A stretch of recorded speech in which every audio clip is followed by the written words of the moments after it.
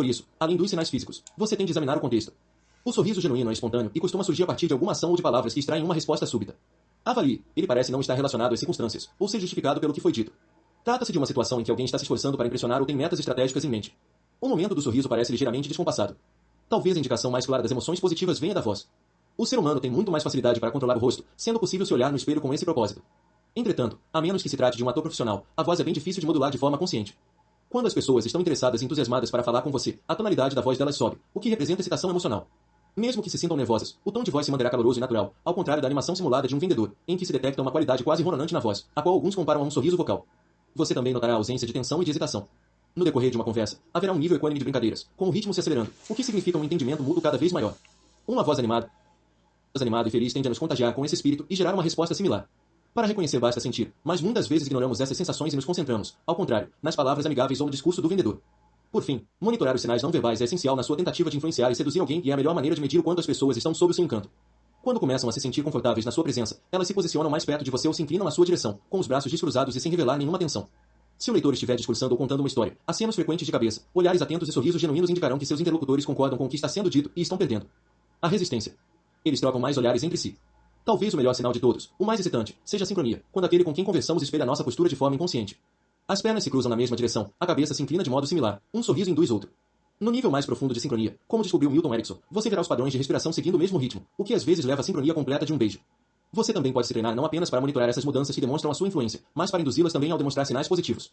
Comece a se aproximar aos poucos ou a se inclinar mais para perto, revelando sinais sutis de abertura. Acene com a cabeça e sorria enquanto o seu interlocutor fala.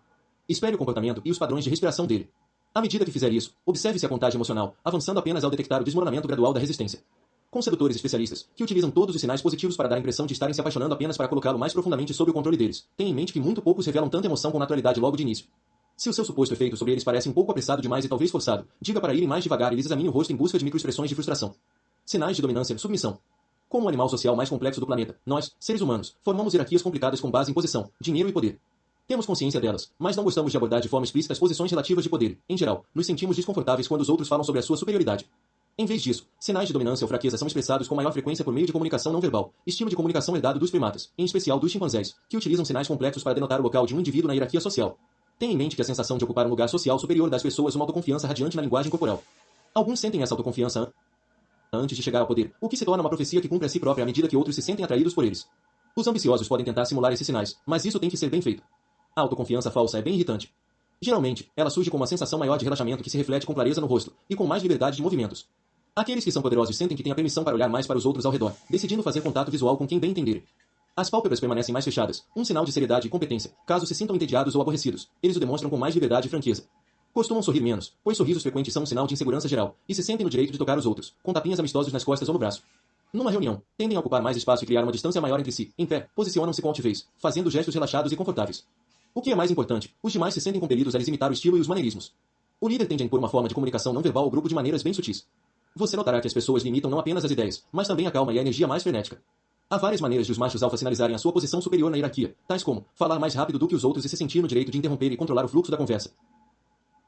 Dar um aperto de mão excessivamente vigoroso, quase esmagador, assumir uma postura mais alta e uma passada deliberada ao caminhar, em geral fazendo os subordinados andarem atrás dele.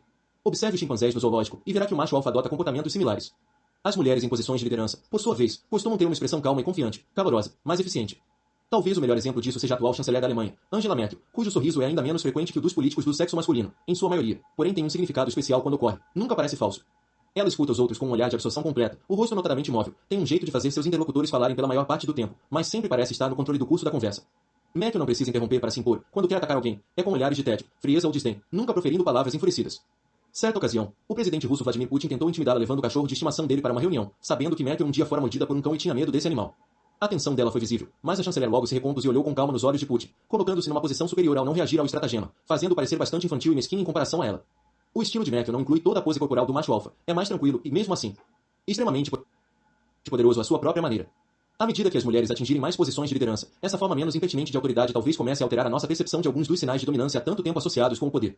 Vale a pena observar, em busca de sinais de dominância, ou da ausência deles, indivíduos em posições superiores no seu grupo. Líderes que demonstram tensão e hesitação nos seus sinais não verbais são, em geral, inseguros quanto ao poder e se sentem ameaçados.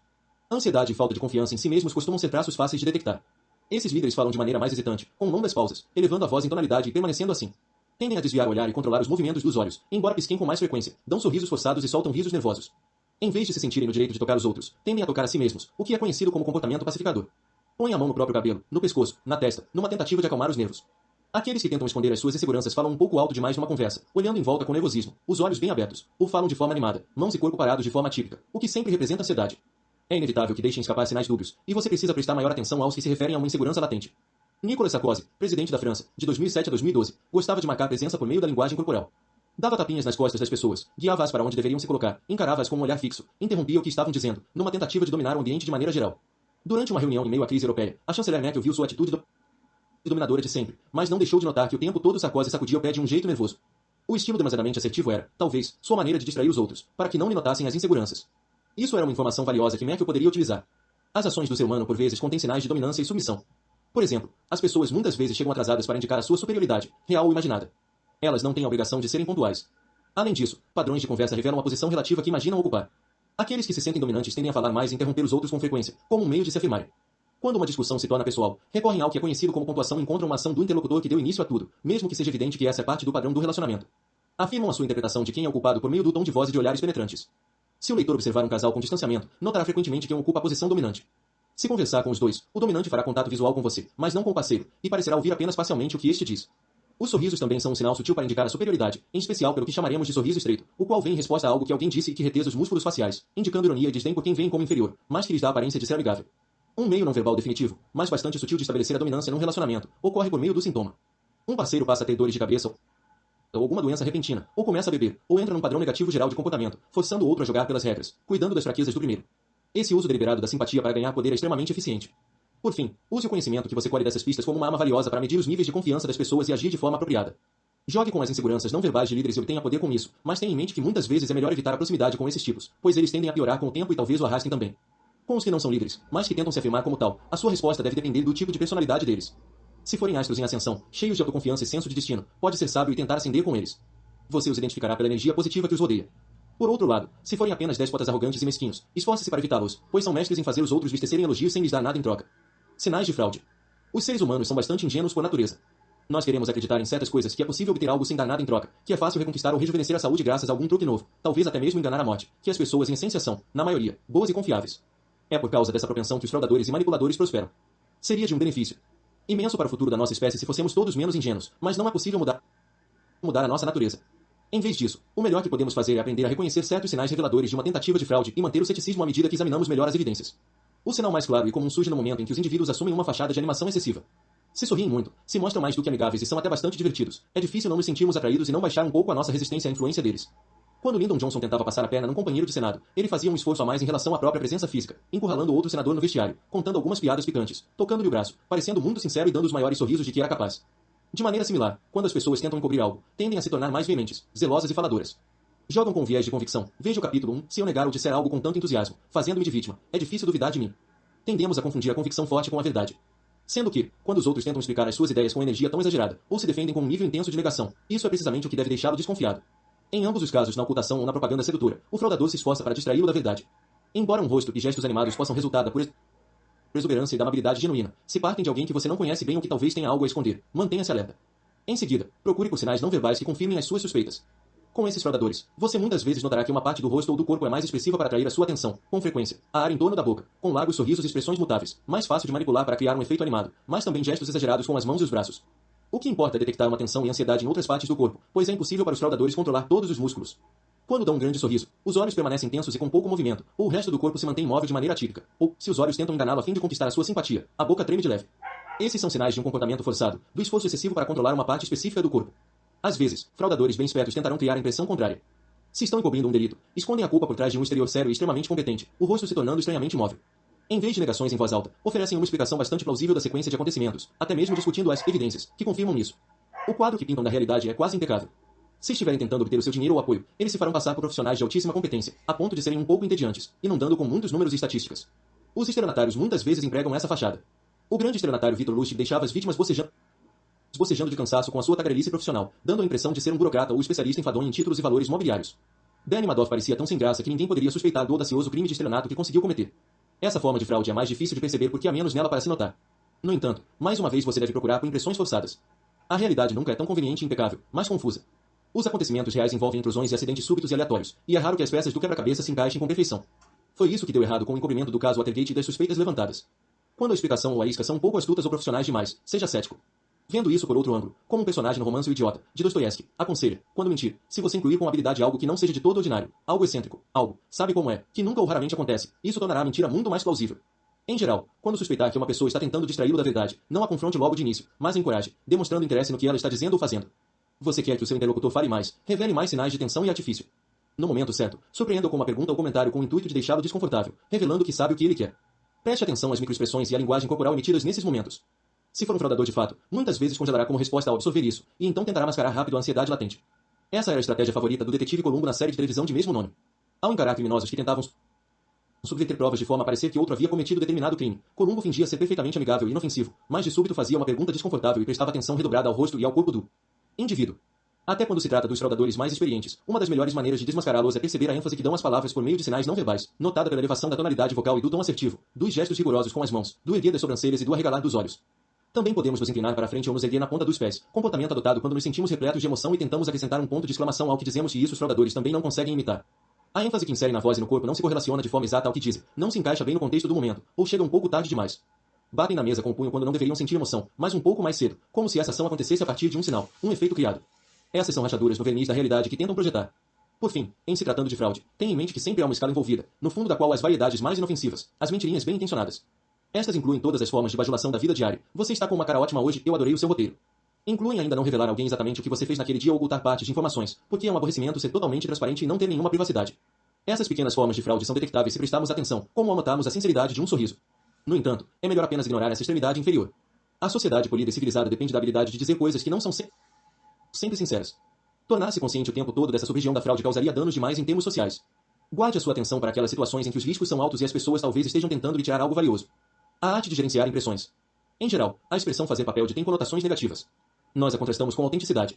Imaginamos que uma pessoa autêntica de verdade não precisa representar um papel na vida, pode apenas ser ela mesma. Esse conceito tem valor em amizades e em nossos relacionamentos íntimos, em que, com sorte, podemos deixar de lado as máscaras que usamos e nos sentir confortáveis expondo as nossas qualidades únicas. Entretanto, na vida profissional, isso é muito mais complicado. Quando se trata de um trabalho ou papel específico na sociedade, temos expectativas sobre o que é profissional.